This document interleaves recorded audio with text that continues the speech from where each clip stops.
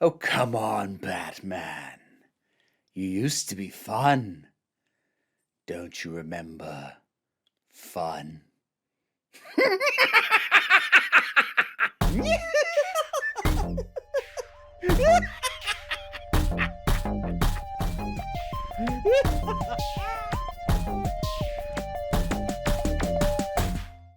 Well, here we are, less than a week away from the release of Batman. All right, no, sorry.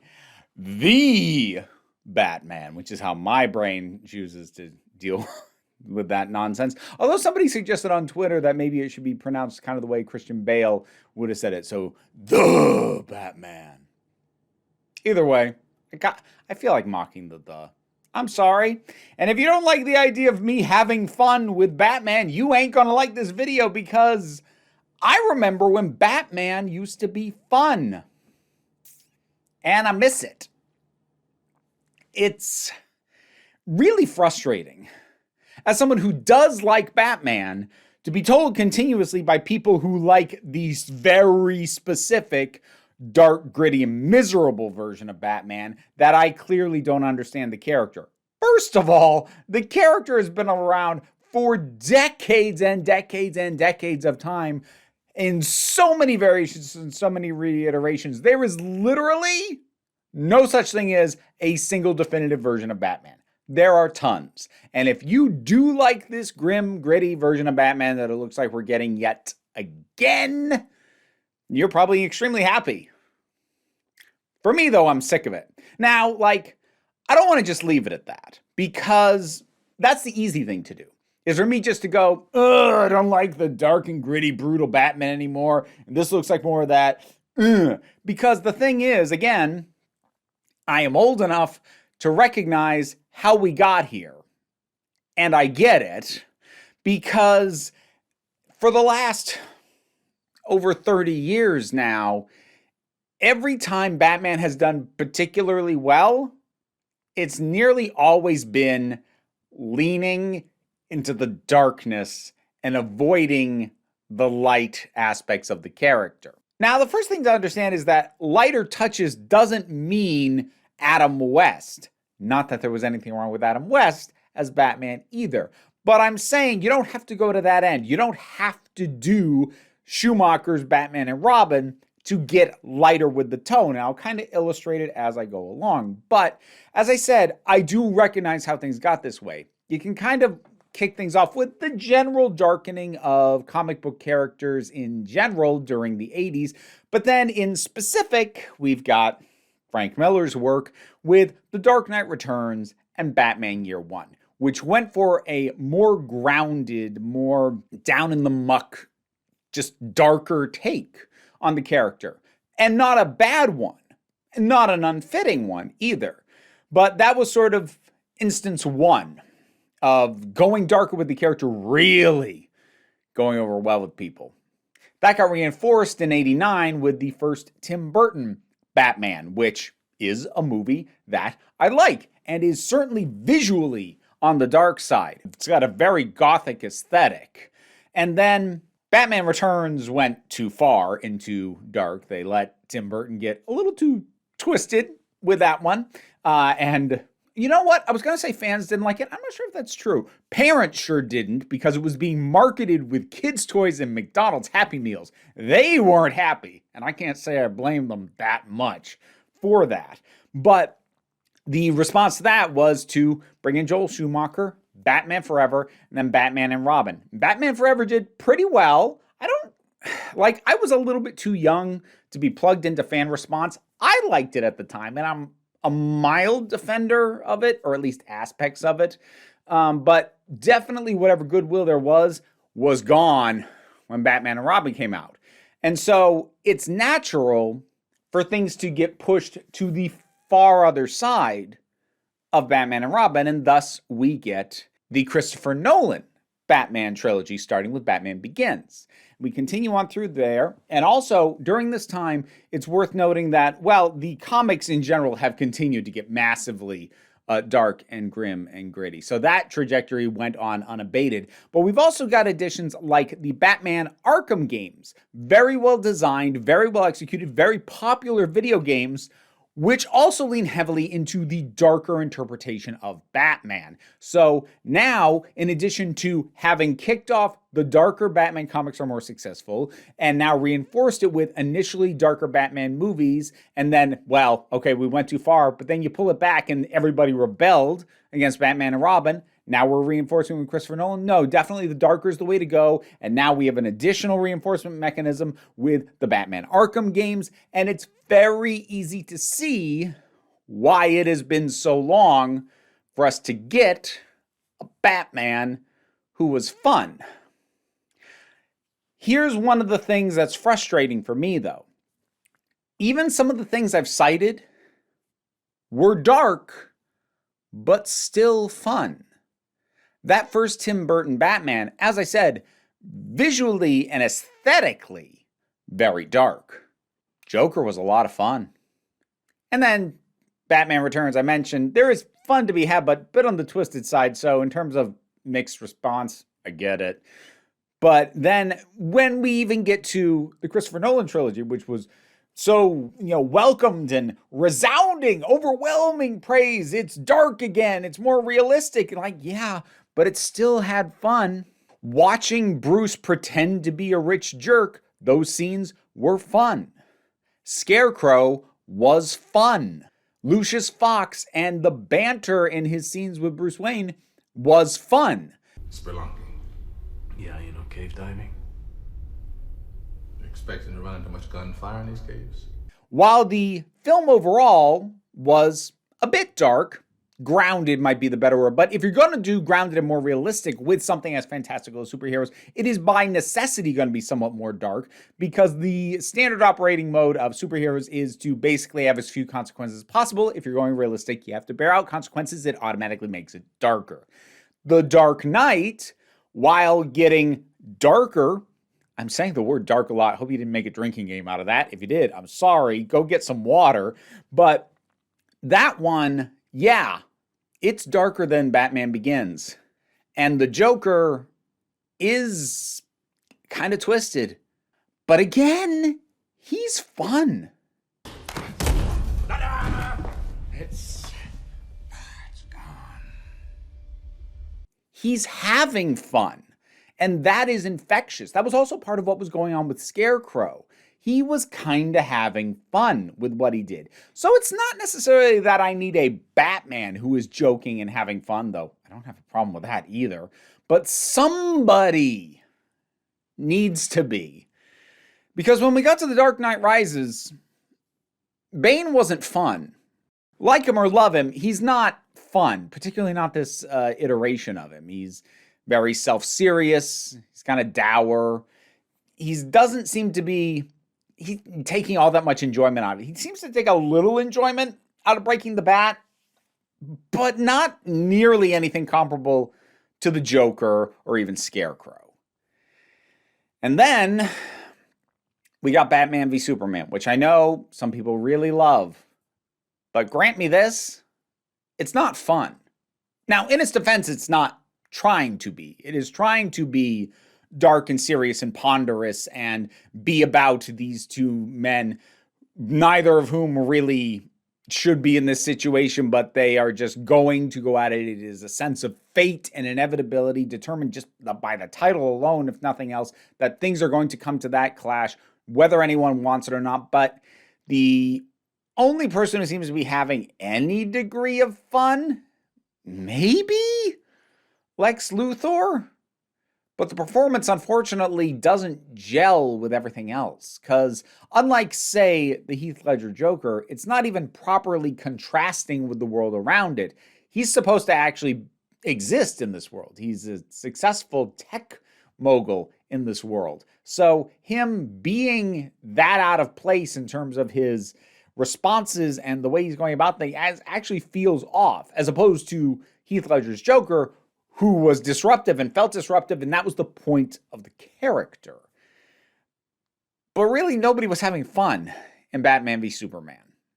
And then came Justice League. Now, Joss Whedon's cut did try and inject some fun.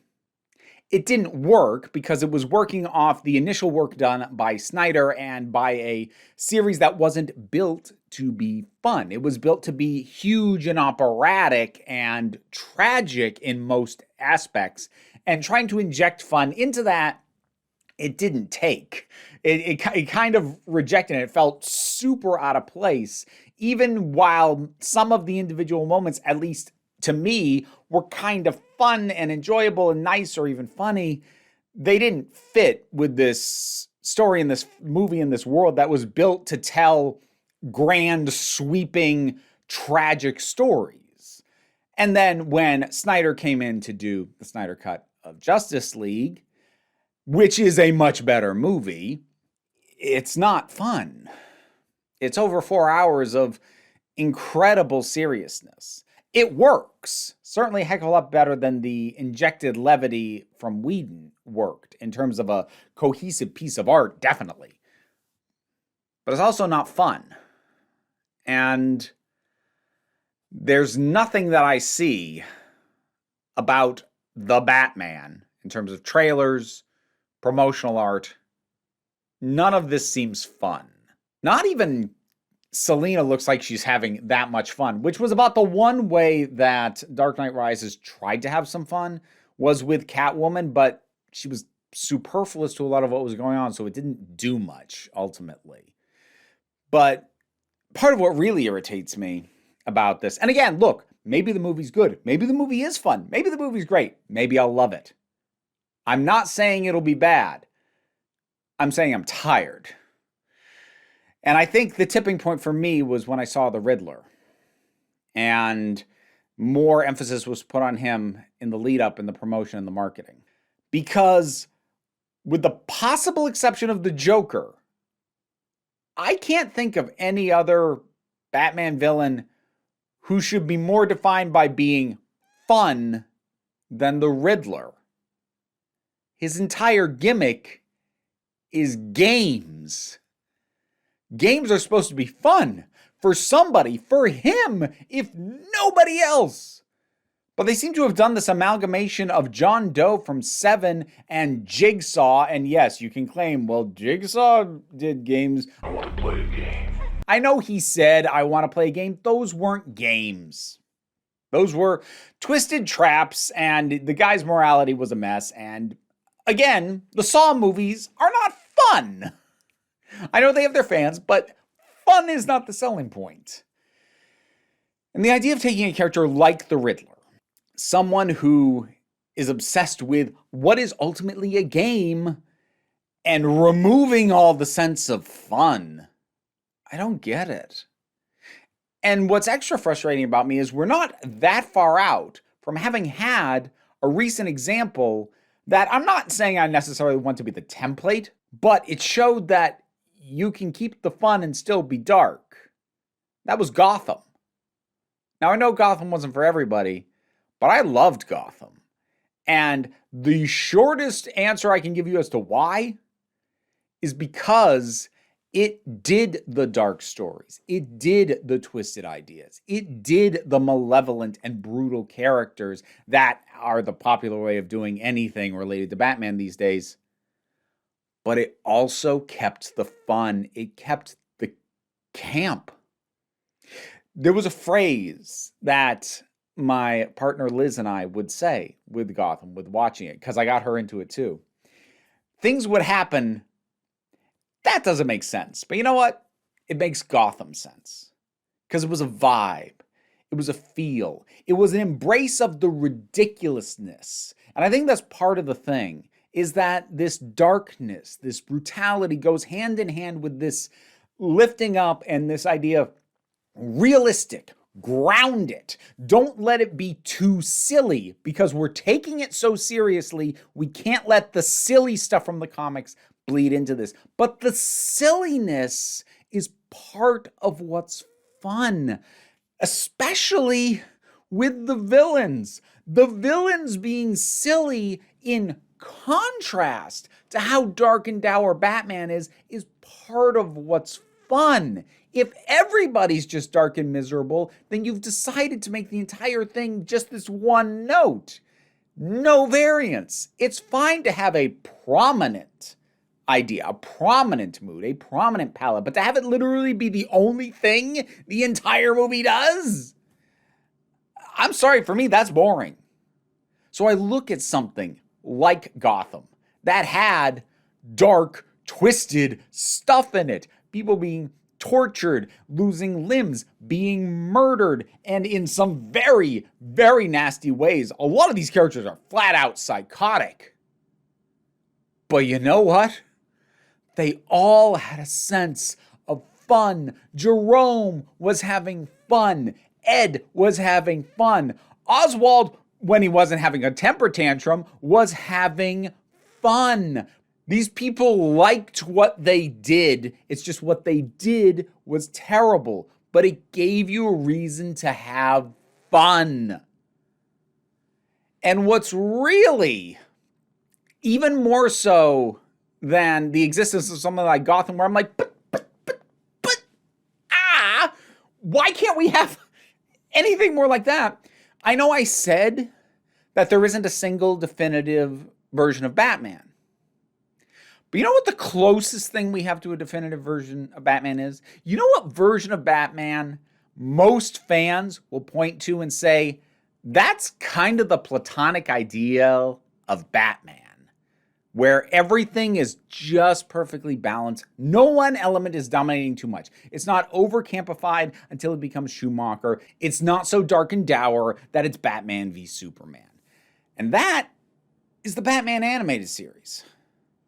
Now, I don't know if Warner Brothers or any of the directors they get are afraid to take inspiration from that because it's animated. Do they think the only reason it got away with having a mix of silly and dark was because it was a cartoon? I don't know. Maybe. But that show was fun. Most of the villains were having fun. Half of me wants to strangle you. And what does the other half want? To hit you with a truck. We used to date. And things could get dark. Things could get rough. You can look to The Mask of the Phantasm as a case study. Yeah, that delves into Batman's issues, his psyche, his damage. But it's also fun. I don't know why we can't have a fun Batman anymore. And again, I want to be wrong. I want, when I go and see The Batman, I want to come out and go, boy, my concerns were dumb. I had my head up my own ass. That was great. I want that to happen. I don't have much reason to believe that it will, though. It's been a long time since a major, heavily marketed, especially superhero-related thing, has severely beaten my expectations. They've surprised me in, story twists, but I don't remember the last time where I saw something and went, okay, overall vibe for it seems to be this, and I was wrong. The last time I remember that happening was the first Wonder Woman, which I was convinced was going to suck. And it didn't. I like it a lot. And I want that to happen with the Batman.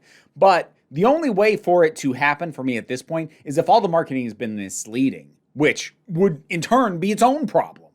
Because if the marketing is accurate, which at this point, given the consistency of every single piece of concept art, poster, every trailer, etc., is very consistently hitting the exact same note, I have a hard time believing that this isn't exactly what they're selling me. And what they're selling me is something that isn't fun.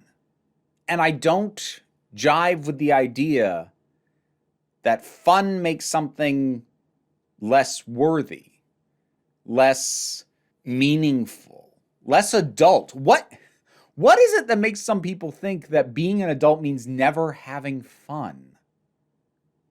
I don't know.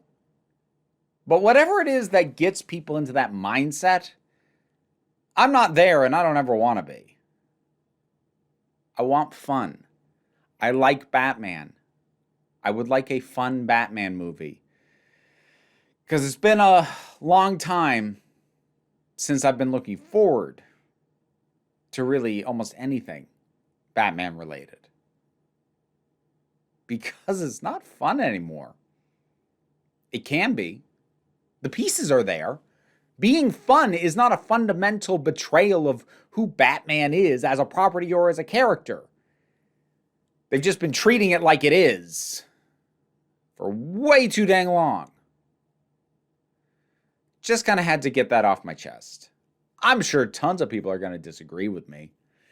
If the reaction to my general sense of I'm not so sure about this when I did a reaction to the Batman trailer, if the response to that is any indication, I'm about to get shredded in the comments by a certain group of fans. But we'll see.